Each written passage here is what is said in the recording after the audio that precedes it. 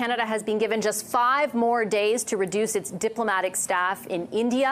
Canada ने भारत से इस मामले में बातचीत की, लेकिन कनाडा बातचीत विफल रही। वहां से जो भी बातचीत हुई, भारत ने 10 अक्टूबर तक का अल्टीमेटम दिया था। That's a very serious issue. उसका रीजन ये कि आज तक वो एक भी आयोटा ऑफ एविडेंस नहीं दे सके हैं।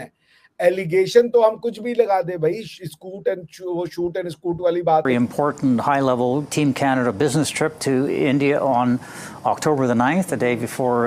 How ironic. How ironic, and that's been cancelled. तो कुछ रिपोर्ट्स ऐसी सामने आ रही हैं जिससे ये पता चल रहा है कि इवैक्यूएशन स्टार्ट हो चुकी है। डिप्लोमेट्स को वापस भेजा जा रहा है, डिप्लोमेट्स इंडिया से निकल रहे हैं।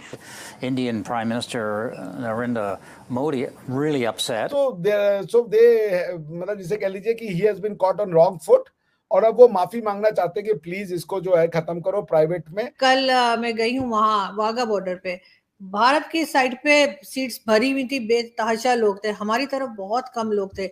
और बताया ये गया, कई लोगों से जो बात हुई उन्होंने कहा जी 9 मई के बाद से लोगों ने आना बहुत कम कर दिया है। आलमी बैंक ने पाकिस्तान को कर्जे के बोझ के हामिल गरीब ममालिक की फहरिस्त में शामिल कर लिया है। वर्ल्ड बैंक ने खबरदार करते हुए कहा है कि पाकिस्तान का 2027 तक कर्जा जीडीपी के 89.3% तक पहुंच सकता है। इंडिया ने, मेरे लिए तो शॉकिंग न्यूज है कि इंडिया ने अमेरिका को वार्न किया है कि हमारी खुद मुख्तारी की रिस्पेक्ट की जाए। में ये बताया गया है कि डिप्लोमेट्स जो हैं वो शिफ्टेड टू कुआलालंपुर। हेलो जय हिंद दोस्तों, एसपी न्यूज़ 91 में आपका स्वागत है। दोस्तों जैसे कि आपने क्लिप के अंदर देख ही लिया होगा कि कनाडा भारत से भिड़ने का जो अंजाम है कहीं ना कहीं कनाडा भुगत रहा है, और ट्रूडो ने तो भुगता ही है। ट्रूडो ने एलिगेशन लगाए थे भारत के ऊपर, अब उससे हुआ क्या? कर तो वो कुछ नहीं पाया, एक बाल नहीं पटा उस पर। लेकिन मैं आपको बता दूं कि उसे अपनी कुर्सी से हाथ धो बैठना पड़ा, यानी कि उसे इस्तीफ़ा देना पड़ा। अभी पीछे ये जो खबर थी बहुत ही ज़्यादा सुर्खियों में थी, और कहीं ना कहीं उसने मतलब अपनी कुर्सी इस्तीफ़ा देना पड़ा। और उसकी पार्टी ने उसकी खुद की पार्टी ने, जिस पार्टी में वो था, उन्होंने उससे इस्तीफ़ा मांगा और उसने फिर आकर के इस्तीफ़ा का ऐलान किया। कहीं ना कहीं ये लोग हताश हैं और अपने इस करनी पर ये लोग पछता भी रहे हैं, क्योंकि पछताना लाजमी है।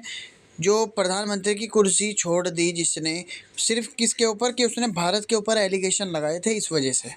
अब दोस्तों तरह तरह की बातें अब इवोकेशन के ऊपर चल रही है, और क्या कहना है पाकिस्तानी मीडिया का सब कुछ जानेंगे इस वीडियो में। तो आइए दोस्तों वीडियो को स्टार्ट करते हैं।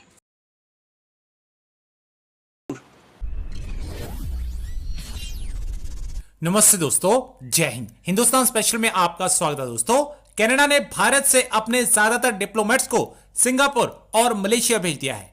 कनाडा के ब्रॉडकास्ट मीडिया सीटीवी न्यूज ने इसकी पुष्टि की है। रिपोर्ट में बताया गया है कि कनाडा ने उतने ही डिप्लोमेट्स को ट्रांसफर किया है जितने दोनों देशों में संख्या बराबर करने के लिए जरूरी हैं। दरअसल भारत के विदेश मंत्रालय के प्रवक्ता अरिंदम बागची ने गुरुवार को एक प्रेस कॉन्फ्रेंस में बताया था कि कनाडा से उनके डिप्लोमेट्स हटाने के लिए कहा गया है ताकि दोनों देशों में बराबर राजनयिक हों। भारत में मौजूद कनाडा के एक्स्ट्रा डिप्लोमेट्स हमारे आंतरिक मामलों में दखल देते हैं। बागची ने कहा था, फिलहाल भारत का फोकस कनाडा में अपने डिप्लोमेट्स के काम करने के लिए सही माहौल पैदा करना है। हम चाहते हैं कि दोनों देशों के पास कूटनीति के स्तर पर बराबर क्षमता हो, इसलिए हमने डिप्लोमेट्स की संख्या कम करने को कहा था। अब पाकिस्तानी मीडिया ये चर्चा कर रहा है कि कनाडा ने बड़े हाथ पैर जोड़े लेकिन भारत नहीं माना। आप ब्रेकिंग न्यूज इसको कह सकते हैं, लेकिन इस वक्त जो डेवलपमेंट, नई डेवलपमेंट और बड़ी डेवलपमेंट इंडिया और कनाडा के मामले पर हुई है, तो कुछ रिपोर्ट्स ऐसी सामने आ रही हैं जिससे ये पता चल रहा है कि इवैक्यूएशन स्टार्ट हो चुकी है। डिप्लोमेट्स को वापस भेजा जा रहा है, डिप्लोमेट्स इंडिया से निकल रहे हैं, और वो कहाँ कौन से कंट्री में पहुंच रहे हैं और पहुंचे हैं ये भी हमें पता चला है। क्योंकि आप जानते हैं कि ये मामला कई दिन से चल रहा है, अब तो महीनों गुजर गए यानी। तो उसके ऊपर इंडिया की तरफ से कहा गया था कि कनाडा जो है वो अपने डिप्लोमेट्स वापस मंगवाए। पैरिटी की बात की जा रही थी। हमने आपको पहले भी बताया था कि कनाडा के काफ़ी डिप्लोमेट्स जो हैं बड़ी तादाद में इंडिया में मौजूद हैं। इंडिया के उतनी बड़ी तादाद में कनाडा में नहीं है, लेकिन जब ये इंडिया की तरफ से एक तरीके से उनको एक टाइम लिमिट दी गई और उनको ये कहा गया कि बस ठीक है, काफ़ी है, बहुत हो गया और अब आप अपने इतने डिप्लोमेट्स जो हैं वापस बुला लीजिए। 41 के करीब डिप्लोमेट्स जो हैं वो कहे जा रहे हैं।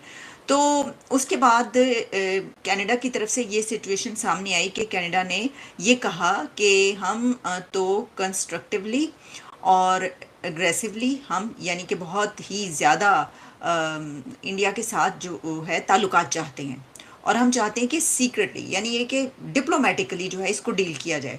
तो सबने ये कहा कि ये जो है ये कदम ऐसा लगता है कि शायद अब कनाडा ये चाहता है कि हालात बेहतर हो जाएं और ताल्लुकात उस खराबी तक ना जाएं। लेकिन अब पता ये चला है, जो इस वक्त रिपोर्ट सामने आ रही है वो ये कह रही है कि कनाडा ने इवैक्यूएट किए हैं अपने diplomats from Delhi to South East Asia. ये रिपोर्ट है और इसमें ये बताया गया है कि डिप्लोमेट्स जो हैं वो शिफ्टेड टू कुआलालंपुर। और ये डिप्लोमेट्स कितनी बड़ी तादाद में, इनकी भी जल्दी कुछ ऐसी हैं फैक्ट्स के फिगर्स के जिनको बताया गया, लेकिन हम इसको इस पे छोड़ देंगे जब तक कोई ऐसी रिपोर्ट ना आ जाए कि जनाब सबके सब चले गए हैं, या कुछ वैसे तो बड़ी तादाद कही जा रही है कि उनको कुआलालंपुर मलेशिया शिफ्ट किया गया है। और ये ना सिर्फ ये कि इस वक्त इंडियन मीडिया में, इंटरनेशनल मीडिया में, बल्कि जो कैनेडियन मीडिया है उसकी भी ये रिपोर्ट जो है ये बताई जा रही है कि क्लेम किया है कुछ मीडिया हाउसेस ने और कहा है कि जो कनाडा है उसने अपने डिप्लोमेट्स इवैक्यूएट किए हैं और उसमें ये कहा गया है कि जो majority of its diplomatic staff from India and shifted them to earlier Kuala Lumpur. उसका रीजन ये कि आज तक वो एक भी आयोटा ऑफ एविडेंस नहीं दे सके हैं। एलिगेशन तो हम कुछ भी लगा दे भाई, शूट एंड स्कूट वाली बात है कि हम आपको बोल दें, आप मुझे बोल दें जी अभिषेक जी तो चोर है, इन्होंने मेरी प्रोग्राम चुराई है, ऐसे तो नहीं होगा ना। आपको तो एस्टैब्लिश भी करना पड़ेगा ना भाई, कब चुराया, क्या चुराया, ये भी तो बताते हैं आप। तो Justin Trudeau expected west to ally with him, west to stand by with him, वो हुआ नहीं। पहले G20 के साइडलाइंस पे नहीं हुआ, उसके बाद उन्होंने G7 को साथ में लेने की कोशिश करी, वो नहीं हुआ। उसके बाद ultimately when he was completely left high and dry, he had no other means left except to go in the parliament in the House of Commons of Canada and then take the refuge of parliamentary privileges of saying anything against India. कहाँ है evidence? नहीं है कोई evidence. अब उसके बाद India ने retaliate किया, इंडिया ने कहा इनफ इज इनफ। और थोड़ी सी कैलकुलेशन ये भी इंडिया की सही बैठी होगी कि देखिए अभी वेस्ट जो है उसके सारे के सारी गोटियां फंसी हुई हैं गलत जगह पे।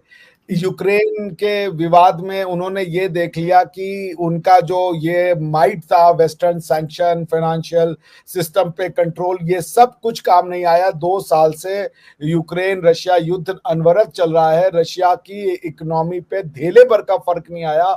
ऑन द कॉन्ट्ररी यूरोप की इकोनॉमी डूब गई, बिकॉज की जो वो यूरोपियन जो रशियन गैस था, रशियन ऑयल था, जिसके बदौलत वो काम करते थे, वो जब बंद हो गई वो सप्लाई, उनको जब ऑल्टरनेटिव मींस ऑफ एनर्जी ढूंढना पड़ा तो उनकी हालत खराब हो गई। उनके यहाँ इन्फ्लेशन बढ़ गया, उनके यहाँ इकोनॉमी जो है, जो जर्मन इकोनॉमी थी वो लास्ट क्वार्टर में निगेटिव ग्रोथ में गई थी, डिप्रेशन जिसको आप कह सकती हैं।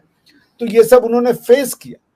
तो अब वो अफोर्ड नहीं कर सकते कि अगर ये चाइना और रशिया का नेक्सस हो जाए और कहीं Indo Pacific trade route block हो जाए, तो वेस्ट जो है वो एक हाईली इंडस्ट्रियलाइज सोसाइटी है। वेस्ट दुनिया को सामान बेचता है, हाई इनपुट्स, दुनिया को चीप प्रोडक्ट्स जो है वो चाइना बेचता है, लेकिन हाई एंड गुड्स जो है, बढ़िया कारें हो गई, बढ़िया इंजन हो गए, बढ़िया मशीनरी हो गई, कैपिटल गुड्स हो गए, ये आज भी दुनिया को वेस्ट बेचता है। वेस्ट ये अफोर्ड नहीं कर सकता कि ये रूट बंद हो जाए, इसलिए वो चाइना और रशिया का गठजोड़ नहीं बर्दाश्त कर सकते, झेल नहीं सकते। और ये गठजोड़ में अगर इंडिया शामिल हो जाए उस तरीके से जैसे वो फैथम करते हैं, लाइक एन अलाई, तो फिर that will be the death nail of the West. तो वो इंडिया को एंटेगोनाइज नहीं कर सकते। और इसी बात का फायदा जो है, या इस बात की अंडरस्टैंडिंग इंडिया के लोगों को है